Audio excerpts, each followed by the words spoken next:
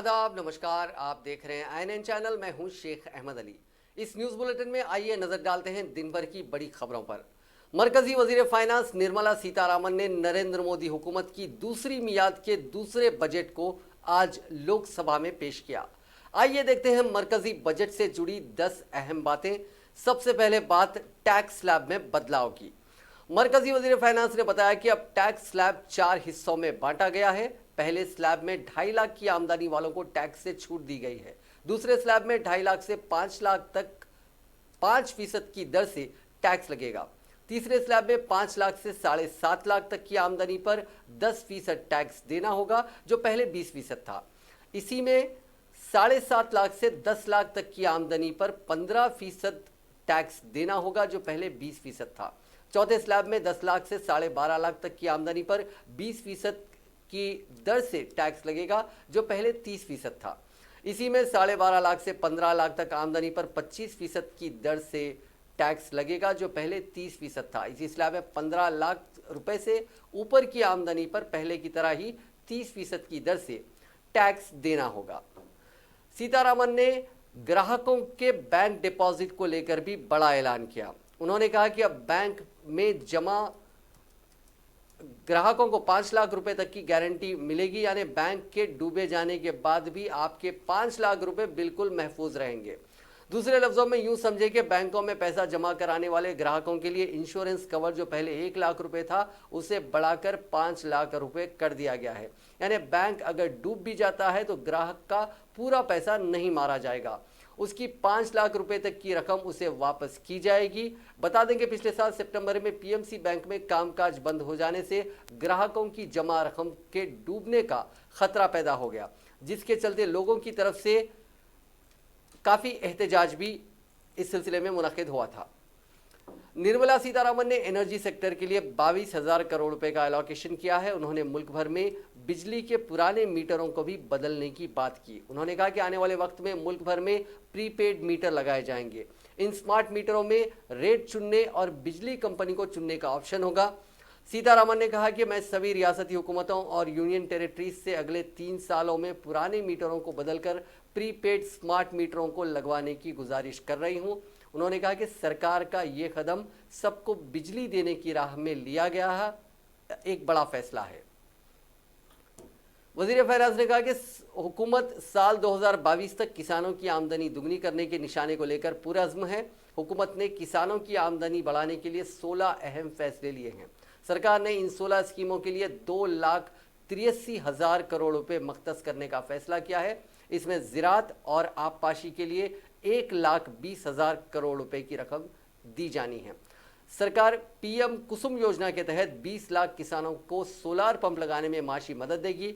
पानी के बहरान से मुतासिर 100 जिलों के लिए नया मंसूबा लाया जाएगा और 15 लाख किसानों को ग्रिड कनेक्टेड पंप सेट से जोड़ा जाएगा। उन्होंने ये भी बताया कि किसानों को 15 लाख करोड़ रुपए का कर्ज देने का निशाना रखा गया है। यही नहीं, सरकार ने मिल्क प्रोसेसिंग कैपेसिटी को 8 मिलियन टन जबकि फिश प्रोडक्शन का निशाना 208 मिलियन टन रखा है। मरकजी वजीर फाइनेंस ने रेलवे के लिए बड़े ऐलानात करते हुए कहा कि हुकूमत 27,000 किलोमीटर रेलवे ट्रैक का इलेक्ट्रिफिकेशन करेगी। 150 ट्रेनें पब्लिक प्राइवेट पार्टनरशिप के जरिए शुरू की जाएंगी। उन्होंने बताया कि हुकूमत मंसूबे हुकूमत तेजस जैसी और ट्रेनों के जरिए मशहूर जो मकामात होते हैं उनको जोड़ने की है। यही नहीं, 4 स्टेशनों का कंप्लीट रेनोवेशन किया जाएगा। इन मंसूबों पर 18,600 करोड़ रुपए खर्च होंगे। रेल पटरियों के किनारे सोलार पावर ग्रिड बनेंगे। 148 किलोमीटर में बेंगलुरु ट्रेन सिस्टम बनेगा, जिसमें मरकजी हुकूमत 25% माशी मदद देगी। मरकजी वज़ीर ने बताया कि जो शोबे सेहत है, हेल्थ सेक्टर है, उसके लिए 69,000 करोड़ रुपए एलोकेट किए गए हैं। इसमें पीएम जन आरोग्य योजना के लिए 6,400 करोड़ रुपए देने का मंसूबा है। मिशन इंद्रधनुष का दायरा बढ़ाकर इनमें 12 बीमारियों को शामिल किया गया है। इसमें 5 वैक्सीन भी जोड़ी गई हैं। आयुष्मान भारत के जो बेनिफिशियरीज हैं उनके लिए टियर 2 और टियर 3 शहरों में पब्लिक प्राइवेट पार्टनरशिप मोड में अस्पताल बनाए जाएंगे। पहले मरहले में 112 जिलों से इसकी शुरुआत होगी। मेडिकल इक्विपमेंट जो होते हैं उस पर जो टैक्स लगाया जाता है वो उस रकम से इन हॉस्पिटल्स का कंस्ट्रक्शन किया जाएगा। साल 2020-21 में स्वच्छ भारत मिशन के लिए 12,300 करोड़ रुपए एलोकेट किए गए हैं। हुकूमत ने साल 2025 तक टीबी की बीमारी को पूरी तरह से खत्म करने का निशाना रखा है। जल जीवन मिशन के लिए 3,60,000 करोड़ रुपए का एलोकेशन किया गया है। निर्मला सीतारमण ने कहा कि जल्द नई एजुकेशन पॉलिसी का ऐलान किया जाएगा। मार्च 2021 तक 150 हायर एजुकेशन के जो इंस्टीट्यूशंस होते हैं उनमें स्किल डेवलपमेंट ट्रेनिंग दी जाएगी। क्वालिटी एजुकेशन के लिए डिग्री वाले ऑनलाइन स्कीम शुरू की जाएंगी। यही नहीं, उन्होंने नेशनल पुलिस यूनिवर्सिटी और नेशनल फॉरेंसिक साइंस यूनिवर्सिटी का एक प्रपोजल रखा है। उन्होंने बताया कि डॉक्टरों की कमी को दूर करने के लिए हर जिले अस्पताल के साथ मेडिकल कॉलेज बनेगा। बजट में एजुकेशन के लिए 99,300 करोड़ रुपए, जबकि स्किल डेवलपमेंट के लिए 3,000 करोड़ रुपए एलोकेट किए गए हैं। जीएसटी की जो एक नया सिस्टम अप्रैल से शुरू हुआ है उसके बारे में निर्मला सीतारमण ने कहा कि अप्रैल 2020 से जीएसटी की नई जीएसटी रिटर्न फाइल करने का जो सिस्टम है वो लागू किया गया था। उन्होंने बताया कि चेक पोस्ट हटने से जैसा इंस्पेक्टर राज खत्म हुआ है और 20% जो लागत कम हुई है, अब लोग अपने खानदान के जो पैसे हैं वो जीएसटी को डायरेक्ट ऑनलाइन पे करते हुए अपने पैसे वो बचा पाएंगे। एलआईसी का हुकूमत ने फैसला किया कि एलआईसी का कुछ हिस्सा बेच दिया जाएगा और इसके अलावा आईडीबीआई बैंक में भी हिस्सेदारी बेची जाएगी। एलआईसी का आईपीओ जारी किया जाएगा। हालांकि उन्होंने ये नहीं बताया कि हुकूमत एलआईसी का कितना हिस्सा बेचेगी। इस ऐलान के बाद अपोजिशन पार्टीज ने असेंबली में काफी हंगामा किया। बीजेपी के लीडर्स बहुत बोलते हैं। सबूत है आज की बजट स्पीच। पिछले 73 सालों में 91 बजट पेश किए गए। इनमें वक्त और अल्फाज की तादाद दोनों के लिहाज से सबसे लंबी बजट स्पीच इस बार फाइनेंस मिनिस्टर निर्मला सीतारमण ने दी। उनकी बजट स्पीच 2 घंटे 41 मिनट लंबी थी और उसमें 18,926 अल्फाज थे। हालांकि वो तबीयत बिगड़ने की वजह से आखिरी के 2 सफ़ात नहीं पढ़ पाई। इंदिरा गांधी के बाद सीतारमण दूसरी खातून वजीर फाइनेंस है जिन्होंने लगातार दूसरी बार बजट पेश किया। ऐसा नहीं है कि सीतारमण की सबसे ज्यादा बोली, माफ कीजिएगा, ऐसा नहीं है कि सीतारमण ही सबसे ज्यादा बोली। उनके बाद तारीख के 3 सबसे लंबे बजट स्पीचेस भी बीजेपी के फाइनेंस मिनिस्टर्स के नाम हैं। सीतारमण से पहले वक्त के हिसाब से सबसे लंबी बजट स्पीच देने का रिकॉर्ड जसवंत सिंह के नाम था। उन्होंने 2003 यानी 17 साल पहले 2 घंटे 13 मिनट तक बजट स्पीच दी थी। 2014 में अरुण जेटली की बजट तकरीर 2 घंटे 10 मिनट की रही और निर्मला सीतारमण की पिछले साल यानी 2019 की बजट स्पीच 2 घंटे 5 मिनट की रही। अल्फाज के लिहाज से यानी बजट स्पीच के वर्ड काउंट के हिसाब से सबसे लंबी तकरीर का रिकॉर्ड सीतारमण से पहले कांग्रेस के साबिक वजीर फाइनेंस मनमोहन सिंह के नाम था, जो बाद में वजीर आजम भी बने थे। उनकी 1991 की बजट स्पीच में 18,650 वर्ड थे। इस मामले में अरुण जेटली दूसरे, तीसरे, चौथे और 5वें नंबर पर रहे। 1977 में हीरूभाई एम पटेल ने इंटरिम बजट पेश करते हुए सिर्फ 800 अल्फाज पर मुश्तमिल सबसे छोटी बजट स्पीच दी थी। मोरारजी देसाई ने सबसे ज्यादा 10 बार बजट पेश किया। उनके बाद पी चिदम्बरम है जिन्होंने 9 बार बजट पेश किया। जवाहरलाल नेहरू, इंदिरा गांधी और उनके बेटे राजीव गांधी ने वजीर आजम के रूप में बजट पेश किया। 1970 में इंदिरा गांधी बजट पेश करने वाली पहली खातून वजीर फाइनेंस बनी, लेकिन पीएम होने के अलावा उनके पास ये एक पोर्टफोलियो था।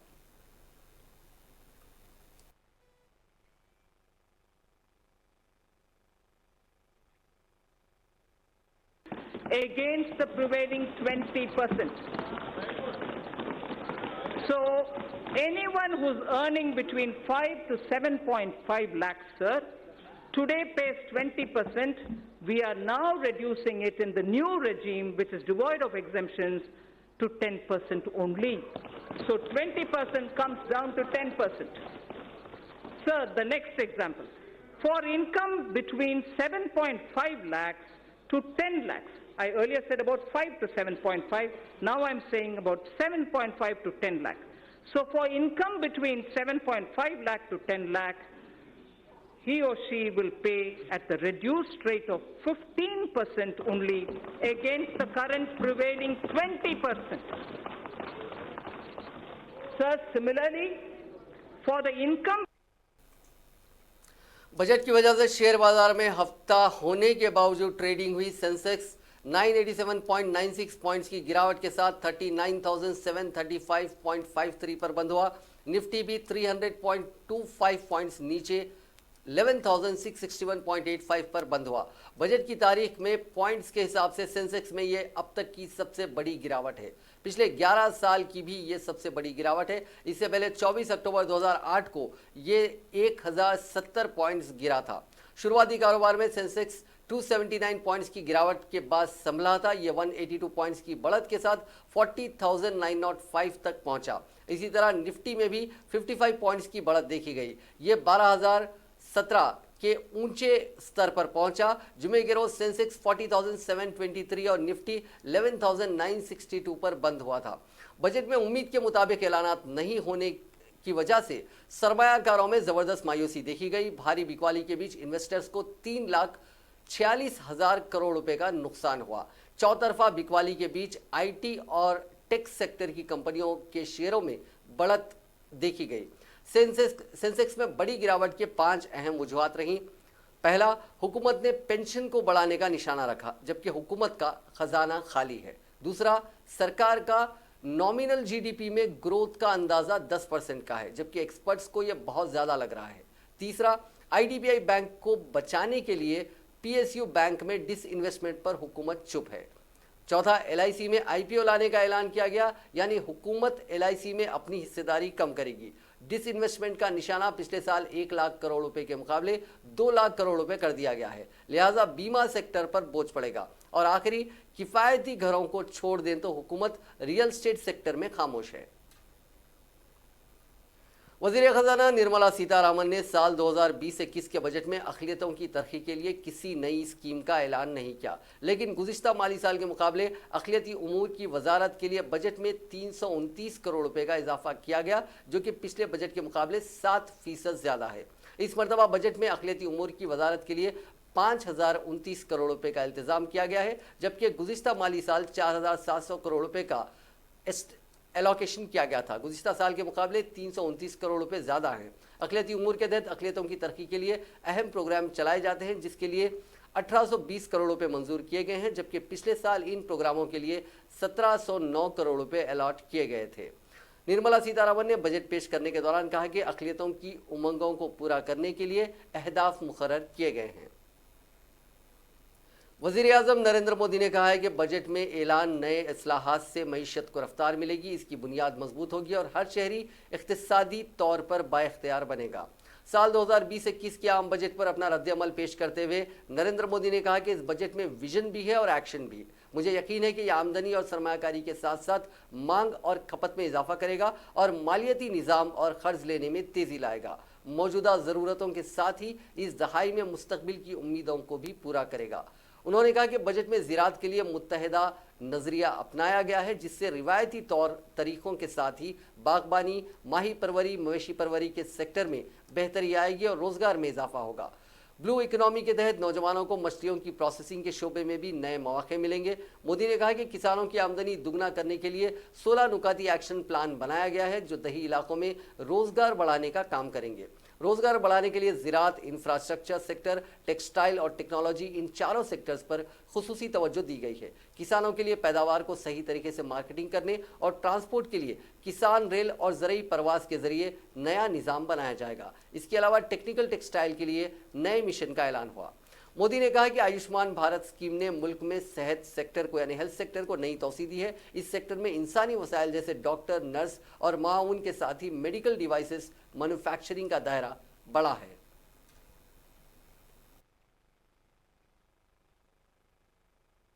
वो अर्थव्यवस्था को गति देने, देश के प्रत्येक नागरिक को आर्थिक रूप से सशक्त करने और इस दशक में अर्थव्यवस्था की नींव को मजबूत करने का और गति देने का काम करेंगे। रोजगार के प्रमुख क्षेत्र होते हैं एग्रीकल्चर, इंफ्रास्ट्रक्चर, टेक्सटाइल और technology.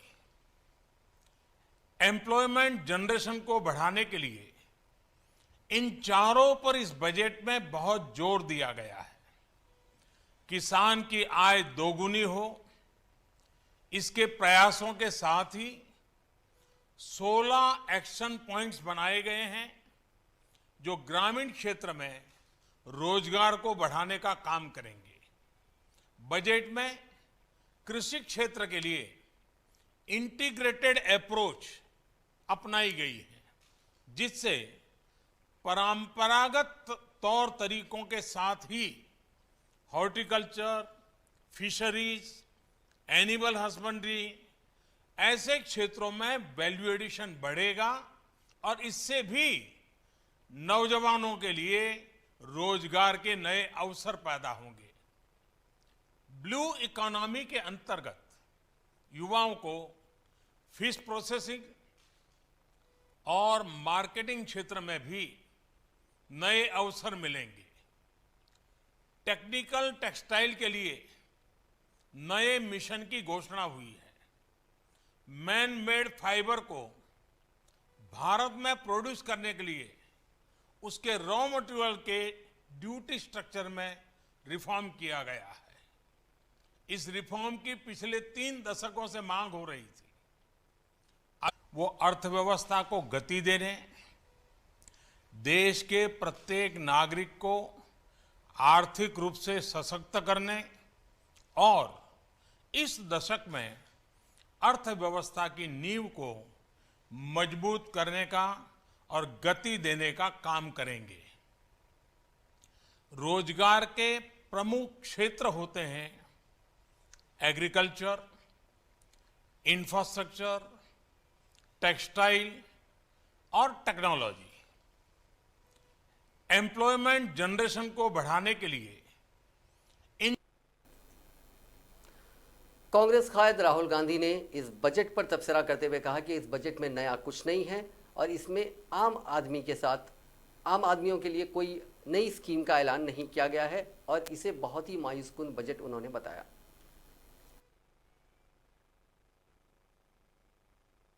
Concrete idea, any strategic idea that would help our youngsters get jobs. I saw a lot of tactical stuff, redundant things, but I didn't see any central idea. 3 parameters. I think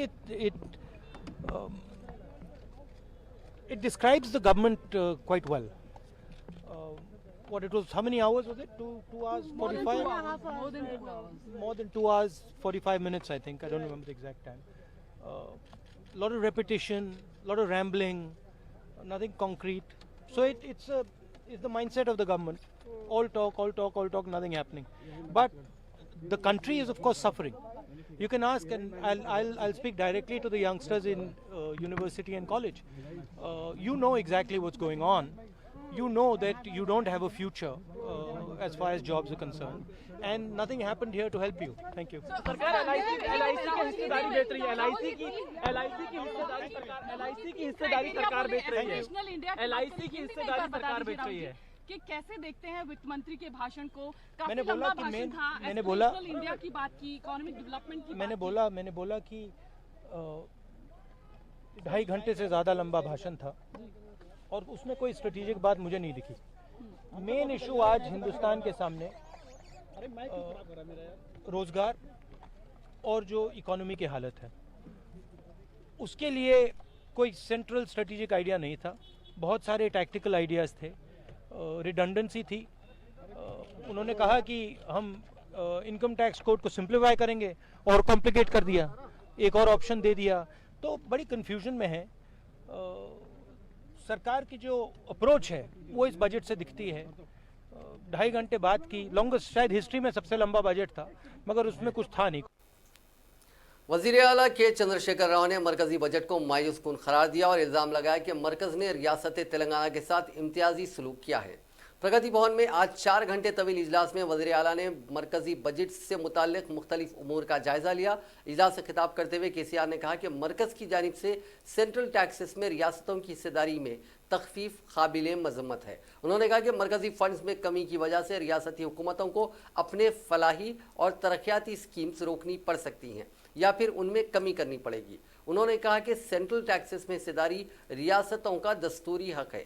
KCR के मुताबिक तेलंगाना को साल 2019-20 में मरकज की तरफ से 19,700 करोड़ रुपए आने चाहिए थे, लेकिन मरकजी हुकूमत ने इसमें 3,731 करोड़ रुपए की कमी कर दी और जारिया साल रियासत को सिर्फ 15,987 करोड़ रुपए ही दिए जाएंगे।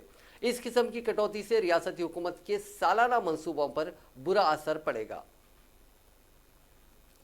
तेलंगाना पीसीसी के सदर व रुकने पार्लियामेंट उत्तम कुमार रेड्डी ने कहा है कि मरकजी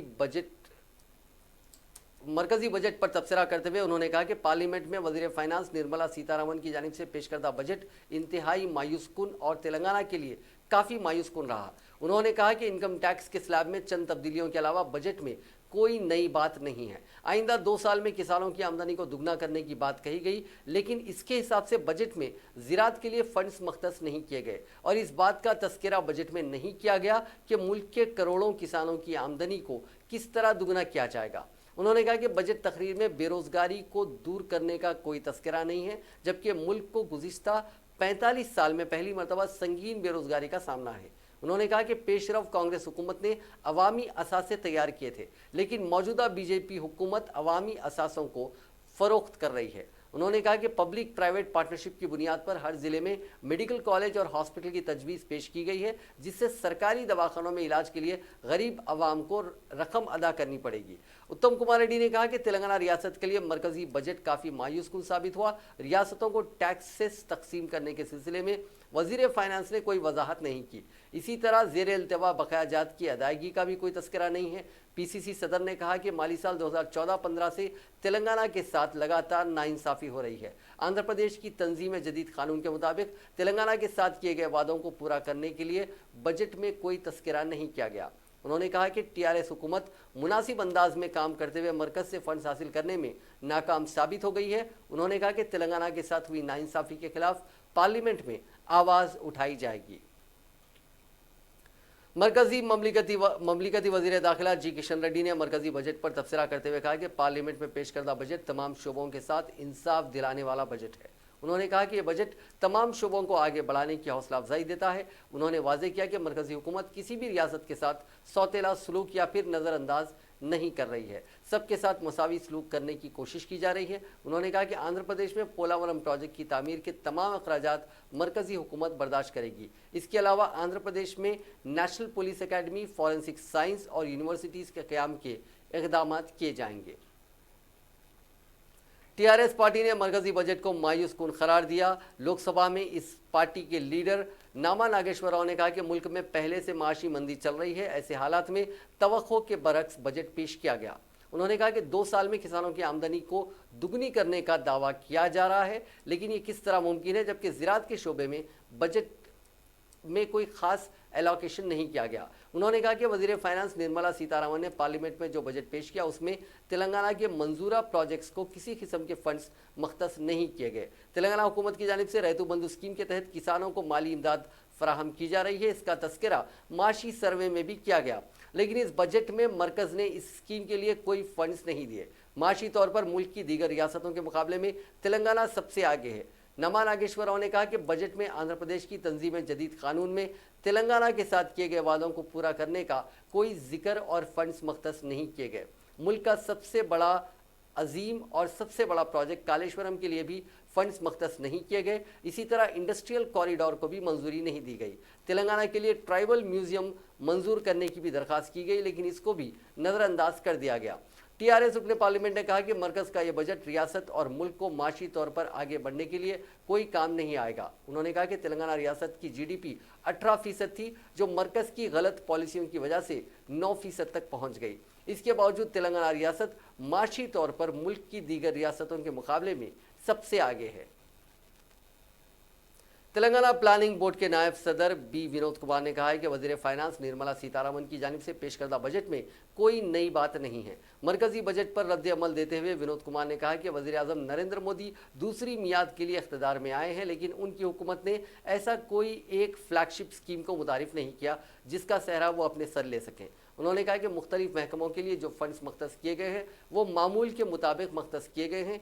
नई सोच के तहत किसी भी वजारत के लिए फंड्स मख्तस नहीं किए गए। विनोद कुमार ने कहा कि नौजवान देश तामीर करते हुए नौजवान नस्ल के लिए एक भी स्कीम का ऐलान नहीं किया गया, जबकि इस मुल्क में करोड़ों की तादाद में नौजवान बेरोजगार हैं। स्किल डेवलपमेंट प्रोग्राम की स्कीम में नए पैसे का इजाफा नहीं किया गया। उन्होंने कहा कि तालीम और सेहत को अवलीन तरजीह देने के दावे करते हुए बजट में कोई खास फंड मख्तस नहीं किए गए। उन्होंने कहा कि किसी भी नुक्ते नज़र से बजट में कोई नयापन दिखाई नहीं दे रहा है। मरकजी बजट से रियासत को कोई फायदा नहीं होने वाला।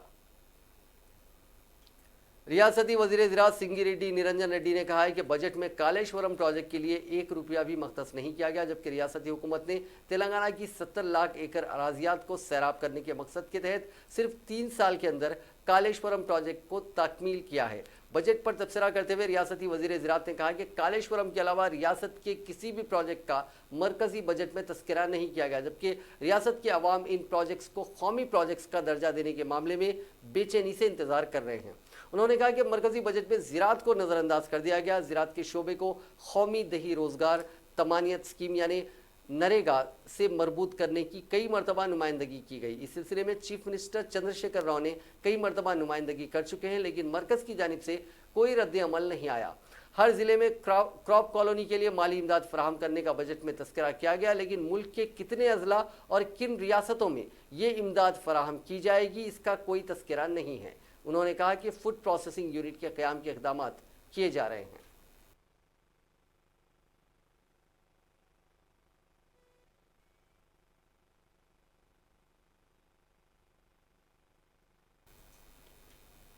किसान कांग्रेस के नायब सदर नशीन कोडंडा रेड्डी ने कहा है कि बजट में कोई नई बात नहीं है। मीडिया से बात करते हुए उन्होंने कहा कि ज़रई शोबे की आमदनी को दुगना करने की बात को फिर एक बार दोहराया गया। दही इलाकों में आवाम की आमदनी का जिक्र नहीं किया गया। उन्होंने कहा कि ये सरमायाकारों को फ़ायदा पहुँचाने वाला बजट है। LIC और IDBI में सरकारी शेयर को फ़रोख्त करना जालिमाना फ़ैसला है। सेहत और रेलवे में खानगी सरमायाकारी को फ़रोग़ देकर सरमायाकारों को फ़ायदा पहुँचाने की कोशिश की जा रही है। नोटबंदी के बाद बैंक्स पर से आवाम का भरोसा उठ चुका है। बजट में सिर्फ मीठी बातें की गई हैं और कड़वे तजावीज़ पेश की गई हैं। ज़रई शोबे को कोई राहत नहीं दी गई, सनत को कोई रास्ता नहीं छोड़ा और बेरोज़गारों को कोई राहत नहीं है। उन्होंने कहा कि बजट के ज़रिए आवाम को गुमराह किया गया है। इस बजट से आवाम को कोई फ़ायदा नहीं होगा।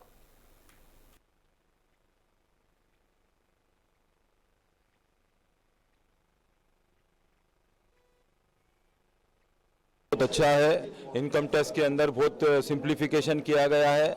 कोई एक साधारण हाउसवाइफ भी अपना इनकम निकाल के सीधा डायरेक्ट ऐसो इनकम टैक्स भर सकती है। चार्टर्ड अकाउंटेंट के पास जाने की भी जरूरत नहीं है। ये बहुत बड़ा बेनिफिट है।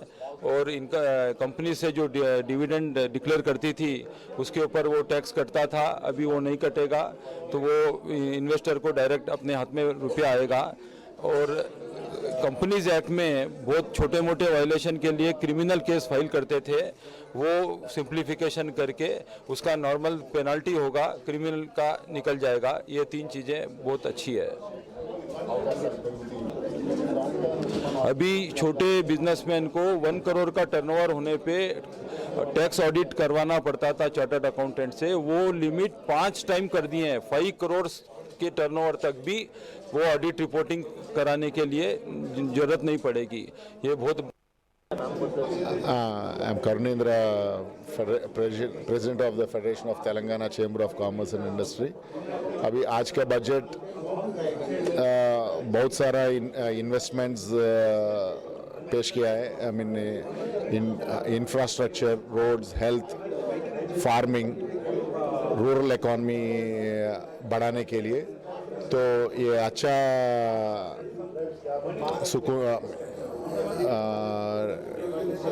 परिणाम है। और ये होने से हमारे को देश के लिए रेशन टाइम्स में बहुत से प्रोजेक्ट्स स्पेंडिंग में का स्पेंड करने से एम्प्लॉयमेंट और इकॉनमी बढ़ेगा और उसके साथ ही साथ वो ईज ऑफ डूइंग बिजनेस के लिए जो भी पेपरलेस और फेसलेस बात कर रहे हैं, इनकम टैक्स हो या जीएसटी हो, तो इससे थोड़ा इधर का काम करने के लिए। वजीर बल्दी नज़्म व नस्क के तारक रामाराव ने शहर के फुटपाथों को चलने का हक के नज़रिए के साथ काम करने का अहदेदारों को मशवरा दिया। अगर फुटपाथ अच्छे होंगे तो अवाम पैदल चलने को तरजीह देगी। बल्दिया दफ्तर में एक आला सतही इजलास में के तारक रामाराव ने कहा कि अवाम की सोच के मुताबिक काम करना सरकारी इंतजामिया की जिम्मेदारी है। केटीआर ने कहा कि शहर में सब्ज़ो शादाब और खूबसूरती के कामों की जिम्मेदारी जोनल कमिश्नर की होगी। उन्होंने कहा कि अर्बन लंग स्पेस को तरक्की दी जाएगी। केटीआर ने शहर के तमाम पार्क्स में मौजूदा हालात पर जामे रिपोर्ट तैयार करने की हिदायत दी। उन्होंने कहा कि पार्क्स में तमाम बुनियादी सहूलियात होनी चाहिए और अहम पार्क्स में सिक्योरिटी गार्ड्स को लाजमी किया जाए।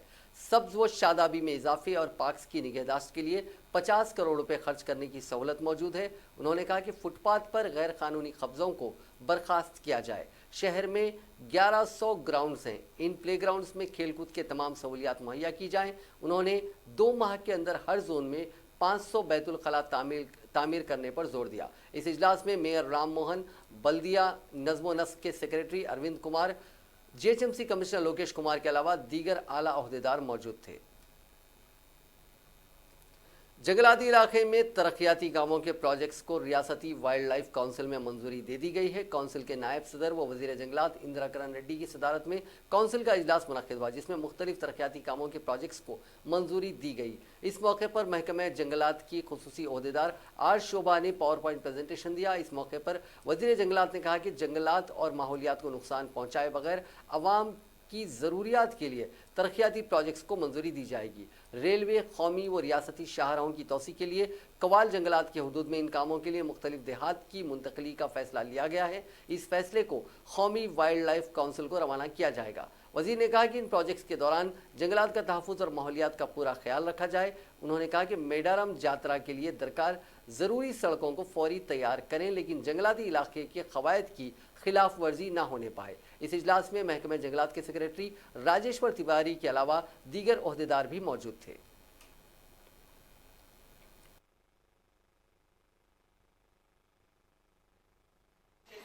Any other representatives? Then we also have, sir, the user agencies who are involved in the proposals which are placed before the board today. We have, can you introduce yourselves quickly, all the user agencies? Good morning, sir. This is Govardhan, Project Director, NHAI Mancherial. సమావేశం కావాల్సి ఉంటుంది. ముఖ్యమంత్రి గారి సూచన మేరకు ప్రభుత్వంలో అటవీ పర్యావరణ శాఖ మంత్రి అధ్యక్షంలో ఈ వైల్డ్ లైఫ్ బోర్డు సమావేశం మొదటిసారి జరుగుతుంది. వన్యప్రాణుల సంరక్షణ గురించి రాష్ట్ర ప్రభుత్వానికి సలహాలు ఇవ్వడము బోర్డు యొక్క ప్రధాన విధి. ఈ వన్యప్రాణులు సంరక్షణ ప్రాంతాలను గుర్తించి ఎంపిక చేయడంతో పాటు వాటిని నిర్వహించడం, వన్యప్రాణుల సంరక్షణ ప్రత్యేకంగా పేర్కొన్న మొక్కల రక్షణకు విధి విధానాలు రూపొందించాలి. ఏదైనా షెడ్యూల్ పొందుపరిచిన ఇతర అంశాలకు సంబంధించిన సూచనలు చేయడం, అటవీ ప్రాంతంలో నివసించే ఆదివాసీల वजीर अक़लियती बहबूद कोपुला ईश्वर ने क्रिश्चियन अक़लियती कॉरपोरेशन के तहत मुस्तहिक अफराद में कारें तकसीम की। होटल टूरिज्म प्लाजा में मुनक़िदा प्रोग्राम में वजीर ने ओनर कम ड्राइवर स्कीम के तहत 133 कारें तकसीम की। इस मौके पर बात करते हुए उन्होंने कहा कि मुस्तहिक अफराद को जो किसी के पास ड्राइवर की खिदमत अंजाम देने वाले अब कार के मालिक बन गए हैं। वजीर ने कहा कि 60% सब्सिडी के साथ ये कारें दी जा रही हैं। आप इससे इस्तेफादा करते हुए अपनी ज़िंदगी में खुशहाली लाने के लिए काम करें। उन्होंने कहा कि पहले मरहले के तहत 133 कारें तकसीम की गई। बहुत जल्द दूसरे मरहले के लिए मुस्तहिक अफराद की निशानदही की जाएगी। TRS हुकूमत इख्तिदार में आने के बाद ही क्रिश्चियन तबके की बहबूद के लिए इक़दाम शुरू किए गए हैं। माजी में चर्च की तामीर के लिए कलेक्टर की मंजूरी ज़रूरी थी, लेकिन अब नहीं है। उन्होंने कहा कि अक़लियती अक़ामती स्कूल में क्रिश्चियन को 25% कोटा दिया गया है। उन्होंने कहा कि क्रिश्चियन तबके के जो भी मसाइल हैं उनकी यकसोई की जाएगी। हुकूमत आपके साथ है। वज़ीर सयाहत श्रीनिवास गौड़ ने सम्मक्का सारक्का यात्रा के लिए टूरिज्म की तरफ से खुसूसी बसों का आगाज किया।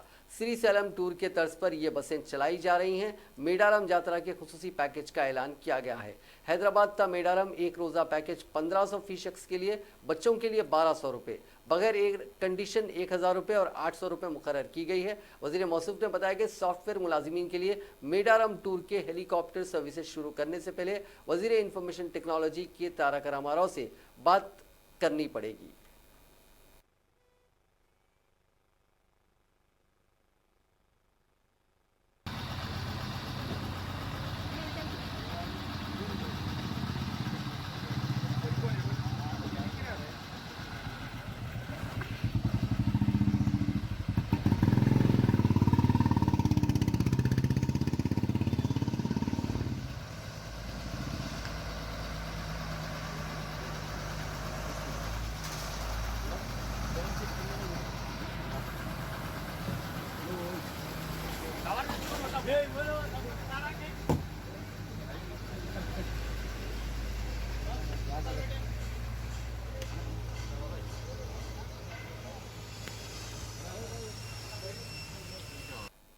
सदर जमहूरिया रामनाथ कोविंद आज सपहर हैदराबाद पहुंच गए। दिल्ली से खुसूसी तैयारी के जरिए रामनाथ कोविंद हैदराबाद के बेगमपेट एयरपोर्ट पहुंचे, जहां सदर जमहूरिया का गवर्नर तमिलिसाई सौंदरराजन, हिमाचल प्रदेश के governor Bandaru Dattatreya, chief minister Chandrashekar Rao, GHMC mayor B Ram Mohan, रियासती वुज़रा, अरकान मुखन्ना और दूसरों ने इस्तकबाल किया। 2 दिन के दौरे पर सदर जमहूरिया हैदराबाद आए हैं। एयरपोर्ट से रामनाथ कोविंद अपने अरकान खानदान के साथ राजभवन रवाना हो गए। आज रात राजभवन में शब बसरी करेंगे और कल इतवार को रंगारेड्डी जिले के दियाना केंद्र में मुनक्किद तकरीब में शिरकत करेंगे और सुबह 10:20 पर बेगमपेट एयरपोर्ट से खुसूसी तैयारी के जरिए दिल्ली वापस हो जाएंगे। केरला की वजीर सेहत के शैलजा ने कहा है कि सोशल मीडिया पर कोरोना वायरस को लेकर गुमराहकुन अफवाह फैलाने वाले 3 लोगों के खिलाफ रिपोर्ट दर्ज की जाएगी। शैलजा ने जुमे को यहां मीडिया से बात करते हुए कहा कि लोगों में गुमराहकुन मालूमात फैलाने में शामिल इन लोगों के खिलाफ सख्त कार्रवाई की जाएगी। इनको इस गलत मालूमात वाली पोस्ट की वजह से लोगों में खौफ व हरास फैल गया है। इसके अलावा उन्होंने बताया कि जिस लड़की की कोरोना वायरस की रिपोर्ट मुस्बित आई थी, उसकी हालत अब मुस्तहकम है। अमरावती को ही दारुल हुकूमत के तौर पर बरकरार रखने पर जोर देते हुए आंध्र प्रदेश के किसानों का एक वफद दिल्ली रवाना हुआ। ये वफद कौमी दारुल हुकूमत में वज़ीर आज़म मोदी, वज़ीर दाखिला अमित शाह और दीगर मरकजी वुज़रा से मुलाकात करते हुए रियासत में पाए जाने वाली सूरत हाल से वाकिफ करवाएगा। अमरावती के किसानों की बड़ी तादाद इस मसले पर गुज़िश्ता कई दिनों से एहतजाज कर रही है। इसी सूरत हाल पर दिल्ली रवानगी का फैसला किया गया, जिसके लिए अमरावती परिरक्षणा समिति जेएसी की क़यादत में 16 किसानों का ग्रुप गन्नावरम एयरपोर्ट से दिल्ली के लिए रवाना हुआ। इस वफद के अरकान ने बताया कि मरकजी रहनुमाओं से होने वाली मुलाकात में दारुल हुकूमत के तौर पर अमरावती को ही बरकरार रखने के लिए रियासती हुकूमत पर दबाव डालने की ख्वाहिश की जाएगी। साथ ही एपी की मौजूदा सियासी सूरत हाल और किसानों के मसाइल से भी वाकिफ करवाया जाएगा। आंध्र प्रदेश हुकूमत की तारीखी और बाविखार स्कीमात में से एक समाजी सलामती के वजीफे की घरों की दहलीज पर फराहमी का हफ्ते को आगाज़ हुआ। वार्ड और विलेज वॉलंटरी सिस्टम के जरिए ये खिदमात घरों की दहलीज तक पहुँचाने रियासती हुकूमत के इक़दाम के हिस्से के तौर पर विलेज और वार्ड वॉलंटियर्स इस्तिफादा कुनिंदगान को उन्हीं के घरों की दहलीज पर ये वज़ाइफ पहुँचा रहे हैं। वाईएसआर कांग्रेस की बावकार स्कीम वाईएसआर पेंशन कनुका यानी वाईएसआर वजीफे का तोहफा से एक इनकलाबी तब्दीली की तवक्को की जा रही है। बेनिफिशरीज ने घरों की दहलीज पर उनको वजीफ़ा पहुंचाने पर मसरत का इजहार किया। रियासत में समाजी सलामती के वजीफे की स्कीम से 54 लाख बेनिफिशरीज को फ़ायदा पहुंचेगा। तेलंगाना में एशिया की सबसे बड़ी कबायली यात्रा मुनक्किद की जाएगी। इस 2 साला कबायली फेस्टिवल जो सम्मक्का सारक्का यात्रा के नाम से मशहूर है, ज़िले मुलुक के मेडारम में मुनक्किद की जाती है।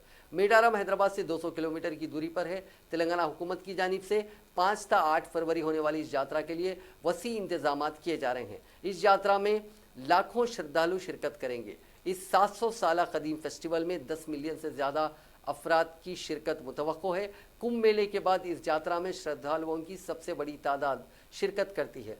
मकामी अफराद ने बताया कि पुराने दौर में बाज़ कबायली रहनुमा शिकार के लिए गए थे, जिनको एक नौजायदा बच्ची मिली जो शेरों के दरमियान खेल रही थी। कबायलियों के सरदार ने उस लड़की को गोद ले लिया और उसकी परवरिश की। इस लड़की की शादी काकतिया दौर के कबायलियों के सरदार पीर आजू से कर दी गई।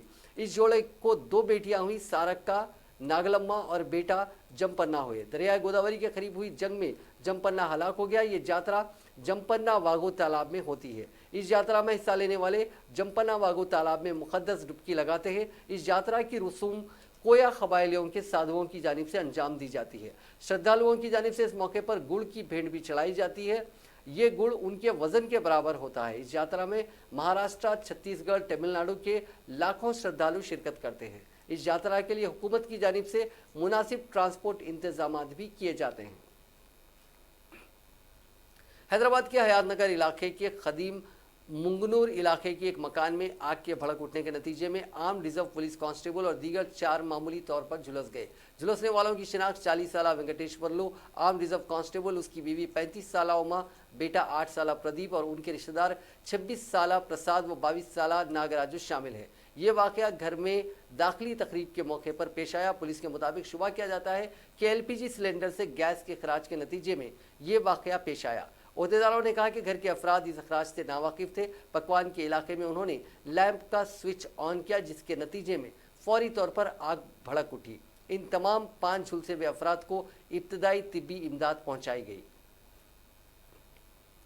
सदर जमहूरिया रामनाथ कोविंद ने हफ्ते को निर्भया के 4 कसूरवारों में से एक विनय शर्मा की रहम की अर्जी खारिज की।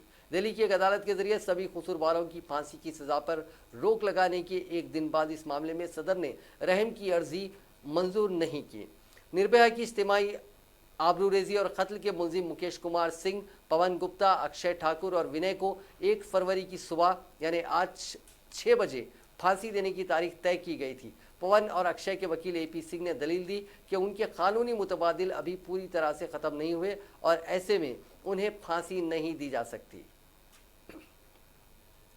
मरकजी वजीर कानून रविशंकर प्रसाद ने हफ्ते के रोज़ कहा कि शहरियत तरमीमी कानून के खिलाफ दिल्ली के शाहीन बाग में मुजाहरा कर रहे लोगों के शुकूक व शुबहात दूर करने के लिए हुकूमत मुनज़्ज़म तरीके से बातचीत के लिए तैयार है। रविशंकर प्रसाद ने ट्वीट किया कि नरेंद्र मोदी हुकूमत CAA के खिलाफ मुजाहरा कर रहे लोगों के सभी शुकूक व शुबहात दूर करने के लिए बातचीत करने को तैयार है। हुकूमत शाहीन बाग के मुजाहिरीन के साथ बातचीत करने के लिए भी तैयार है, लेकिन बातचीत मुनज़्ज़म तरीके से होनी चाहिए।